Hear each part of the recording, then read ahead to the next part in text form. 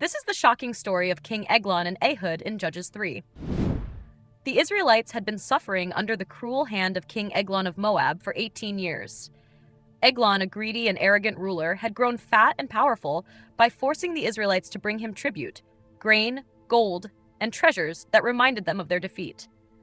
But God heard their cries for help and chose an unlikely hero, a left-handed man named Ehud. Ehud wasn't a warrior anyone would have expected to deliver Israel, but God had a plan, and Ehud was ready to trust him. Quietly, Ehud crafted a small, sharp, double-edged dagger and strapped it to his right thigh where no one would think to check. When the time came to bring tribute to Eglon, Ehud led the group. They carried their offerings into the grand palace, where the enormous king sat on his throne, surrounded by luxury and power. Eglon's smug grin grew wider as the Israelites bowed before him. After presenting the tribute, Ehud and the others turned to leave. But just as they reached the palace gates, Ehud stopped.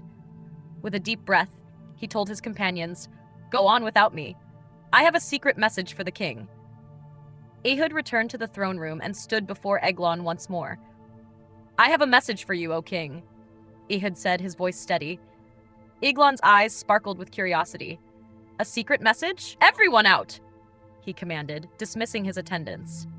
The room grew quiet as the guards and servants left, leaving only the king and Ehud. Ehud stepped closer and leaned in as if to whisper. "This message," he said, "is from God." In an instant, Ehud's left hand shot to his thigh. He drew the hidden dagger and drove it deep into Eglon's belly. The blade disappeared, swallowed by the king's massive frame. Eglon gasped but made no sound. Ehud acted quickly. He locked the doors behind him and slipped away unnoticed.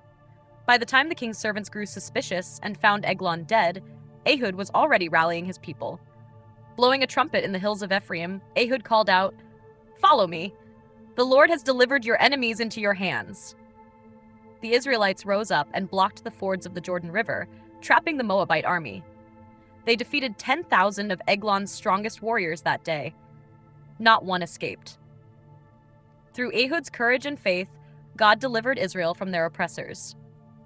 The land knew peace for 80 years, a peace that began with one small act of bravery and a message from God. Brought to you by God's Approval TV. Subscribe for more.